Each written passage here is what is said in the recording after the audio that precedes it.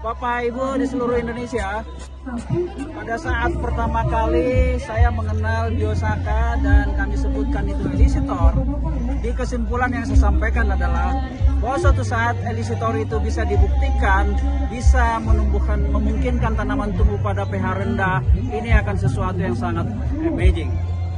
Begitu saya datang tadi pagi ke sini, saya mendapat informasi dari Bu Arnan dan Pak Suwardi bahwa Pak Syawir inilah yang sudah mencoba menanam tanaman di sini, tumbuh tanaman pionir sorghum di pH rendah.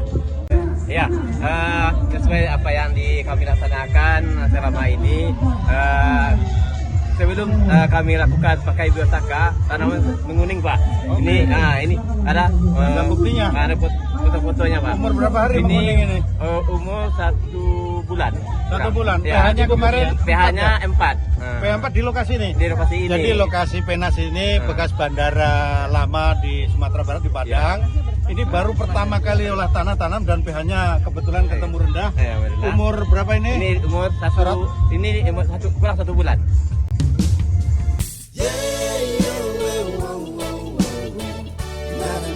Saya di kebun sorghum di percobaan Penas yang dilakukan oleh Pak Syawir. Lahan ini tadinya pH-nya 4,5, tapi coba dinaikkan dengan kehadiran menanam sorghum di sini. Sekarang dengan sorghum setinggi ini, pH-nya sudah kami ukur hanya sekitar 5,5.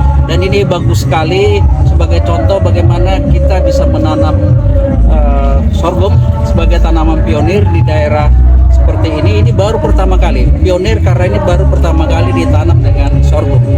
Jadi meskipun dan bisa dilihat, ini bisa ditunjukkan ya bagaimana dengan pemakaian ini akarnya bisa diamati dengan pemakaian biosaka ini tumbuh ini seperti ini. Berapa kali Pak Syawir ini biosaka? Kalau ini cuma 2 kali yang sebelah ini. 2 kali? Ya. Jadi dengan pemakaian biosaka dia bisa tumbuh bagus dengan pH yang rendah. Sekarang bisa pH-nya naik jadi 5,5. Itu pun belum optimal, tapi sudah hasilnya sangat maksimal seperti ini. Saya kira ini tentu saja ini akan kita ulang kembali supaya lebih yakin lagi kita bagaimana bisa menanam tanaman. Kita mulai lagi dengan sorghum dengan pH rendah, ada kenaikan pH-nya 1 dari 4,5 jadi 5,5, tapi hasilnya seperti ini. Saya kira itu sangat penting untuk kita kembangkan lebih lanjut lagi. Iya, Pak Syawir bisa ditambahkan Pak Syawir. Iya, terima kasih. Ini tanaman sorghum waktu pertama kali itu umur 1 bulan menguning, Pak. Nah, sekarang setelah 1 minggu kita aplikasi biosaka itu sudah nampak memperlihatkan. Malahan 2 jam setelah kita daunnya sudah mengkilat gitu ya. Nah, kemudian ini baru yang ini ada di. Kelebihannya apa nih Pak tanaman Pak? Apa? Kelebihannya apa ini? Lebih tinggi. Ya, tanamannya lebih tinggi. Nah, kemudian akar-akarnya lebih banyak yang muncul gitu. Terus biji-bijinya sorghum gimana? Biji-biji sorghumnya lebih besar dan mudah-mudahan jadi percontohan di Sumatera Barat. Oke. Gimana Pak Prof? Oke. Jadi, hasil investigasi kita hari ini di lahan jadi sorghum. hari ini kami sangat antusias mengukur pH tanah karena sebelumnya katanya di sini pH-nya 4,5, tapi juga ditabur sebagian untuk menaikkan pH tapi masih rendah 5,5. Tapi untuk kemudian di masa depan bisa kita lihat batangnya itu tinggi-tinggi. Jadi saya anjurkan Pak Syawir nanti begitu kita udah punya biomasa seperti ini, nanti kita bisa bikin arang dari sini dan itu yang ditaburkan. Sehingga kita tidak perlu menggunakan bahan dari luar lagi karena ini kita bikin arang dan kita bisa campur dengan kotoran ternak sehingga kita tidak menggunakan sama sekali input dari luar.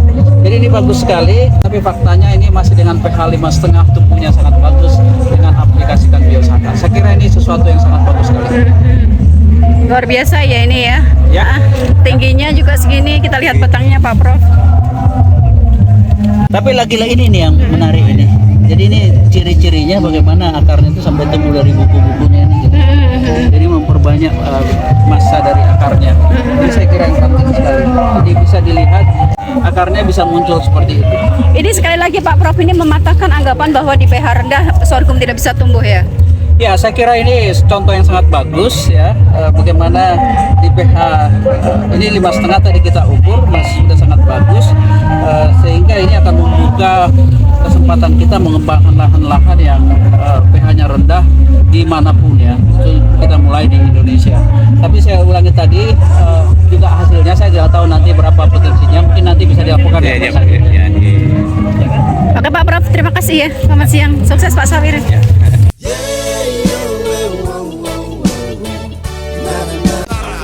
Pesan Pak Menteri memang ini sesuai petunjuk, kita di challenge terus untuk melakukan terobosan-terobosan. Salah satu terobosannya ya pakai biosaka ini untuk kacang hijau, kacang panjang, kacang tanah, untuk kedelai, padi, jagung, itu sorghum, semuanya mari berbasis biosakaria, hemat biaya, hasil melimpah petani makmur. Kalau bisa membuat sendiri kenapa mesti beli? Yos. Indonesia. Salam Nusantara. Pertanian maju mandiri modern. Bahan yang sederhana, rumput paripurna, namanya biosaka, berguna untuk kita.